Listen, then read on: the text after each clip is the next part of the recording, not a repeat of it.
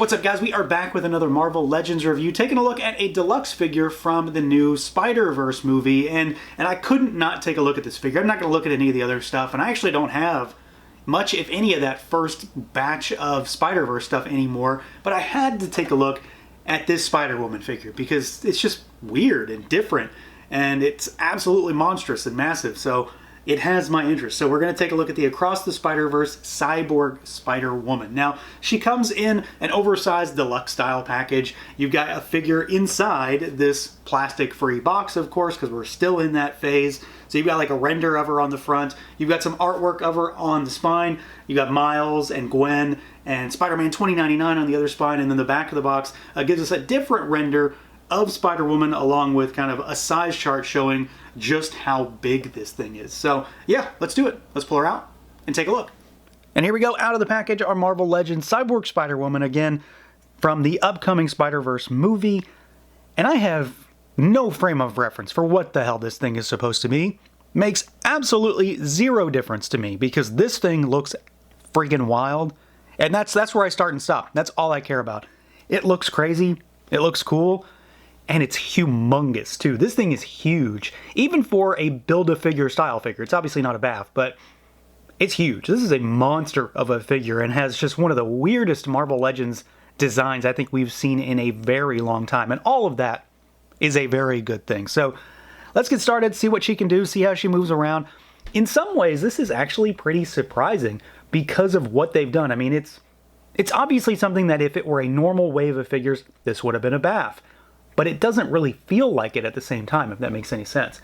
Because it's, you know, it's all unique. So we've got a head that looks up. She looks down okay, but she looks up a lot better than she looks down. Got really good tilt side to side, though. And you've got rotation, but she does sort of have that hunched neck situation, so her rotation is not necessarily the same as a figure that's upright normally. The left arm, your right, goes out. Swivels, but you've got a big monster shoulder pad. There is a bicep swivel up there. We've got, they're kind of tight for me, double jointed elbows. See, they're kind of tight. There we go. Double jointed elbows, pinless double jointed elbows. So like super, super good range there. And then we've got hinges, which are kind of hindered. Hinges and rotation at that wrist. Now, of course, well, there's a big gun attached to her. This is definitely not the same. So this thing only goes out this far. Honestly, it's not the biggest problem because you're going to rotate it anyway. So it goes out that far. And it does swivel all the way around. It has some rotation on it also. Like you've got rotation here at what would be the bicep.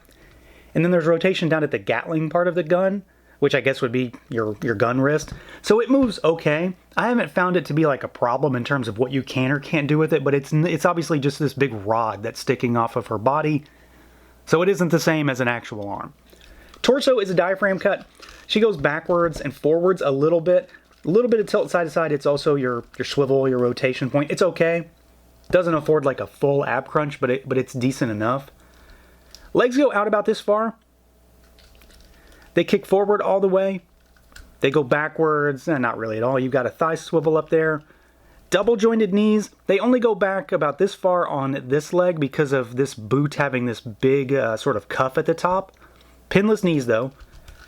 This one will go back a little bit further because it doesn't have the same cuff at the same spot. It has the cuff, but it's different. She's got asymmetrical body parts all over.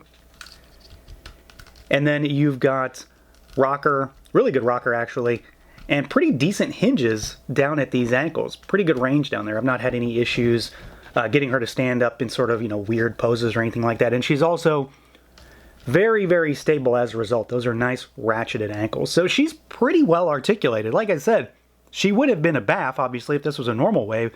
But I feel like for this particular kind of figure, she does get a little bit extra because she has all this unique sculpting. So they were able to just shove as much articulation into this thing as possible while still keeping this sculpt intact.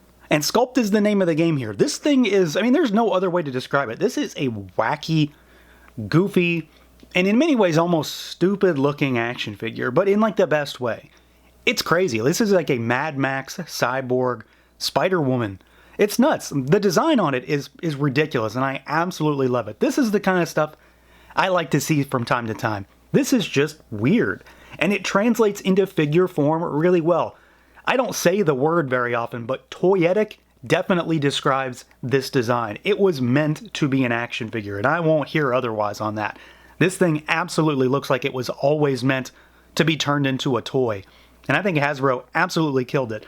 You know, I've not seen the movie as of this review. I don't know if things are exactly the same. I don't, you know, there's always some kind of differences when it comes to movie-based figures for Hasbro. But this thing looks crazy no matter what it looks like in the movie.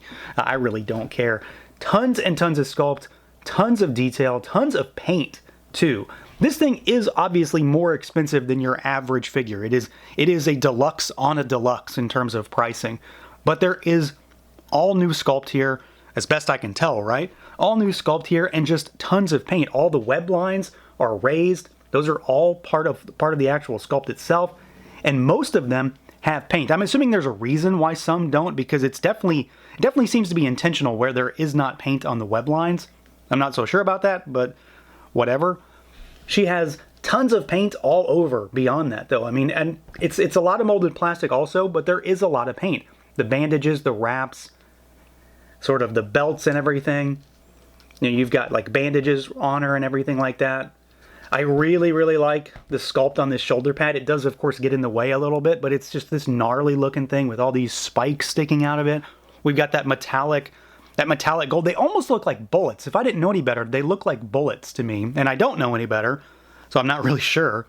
We get the chains going around her, which very much have, you know, like the Spider-Man sort of wrap style in terms of looking arachnid in some ways. So that's kind of cool. I'm assuming that's what that's going for with those chains, and they look really cool. You've got the monster gun, and this thing is, I mean, this thing's almost as big as some other Marvel Legends figures. It is enormous, and it's got that metallic sort of pearlescent plastic, which I'm a big fan of. I really like the way this looks, especially on this gun. It was implemented really well. And it's just this cobbled together thing. Like, it definitely looks, again, Mad Max is the best way I can describe it. It sort of looks like that. All of these little bits and bobs, plating to hold it together right here, you know, like things that are just sort of barely keeping it together. Spikes all over the place. And it's just a crazy, crazy design on an already massive figure. And I mean, I really can't stress that enough. Massive figure. The one thing that definitely stands out as maybe an oddity with this figure, though, is there are no accessories. It's just this. And that's probably the one area where I'm not happy with it. It's minor. That's probably the one area, because I wish she had a fist. She has a gripping hand, but nothing to grip. And that always, always bugs me. She shouldn't have a gripping hand if there's nothing for her to hold. Granted, I can put something in her hand just fine, but I wish she had a fist. I'd love to have her slugging like Juggernaut or something like that. But this thing does look fantastic otherwise. The colors are bright and vibrant. Paint, for the most part, is really clean. I don't have too much problems in terms of, you know, slop or anything like that.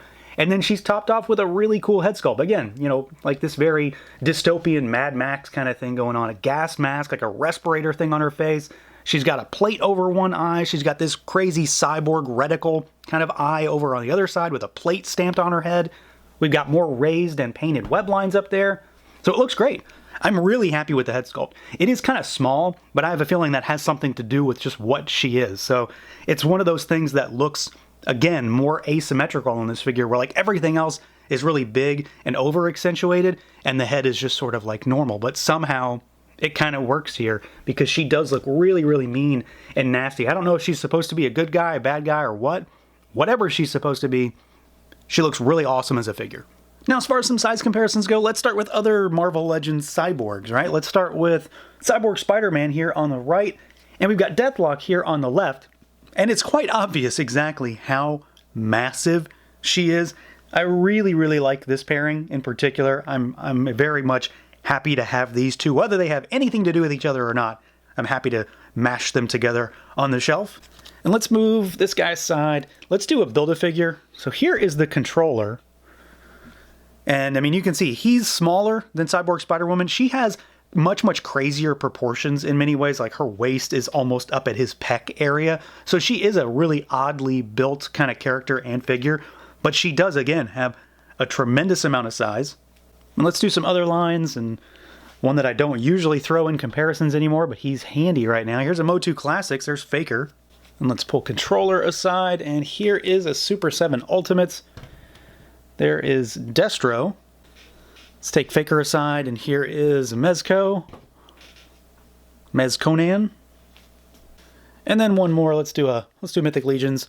There is Atlas. So she is, I mean, she's huge. She's a really big figure. Again, she's oddly put together, literally, in terms of proportions and then what she's made up of. But she's going to have a lot of shelf presence in your display just because of simply how big she is. So yeah, overall, this is a really solid figure. Literally and figuratively, this is a really solid figure. I think for the most part, it looks great. It moves well. It's not the most articulated thing ever, but it does move really well for what it is. Tons of new sculpt here. It does have a high price point, but again, tons of new sculpt here, and she is, for the 50th time, she is absolutely massive. My main problem with it is just the fact that there's no accessories. I don't know if or what she should have come with, but I would have liked to have had at least another hand. Just a fist would have made a huge, huge difference for me, but ultimately, it's not even remotely ruining my enjoyment of this figure. This thing is going to look absolutely wild on your Spider shelf. So that's going to do it for this look at the Marvel Legends Cyborg Spider-Woman. Let me know what you guys think. Feel free to like, comment, subscribe, and share, and until next time.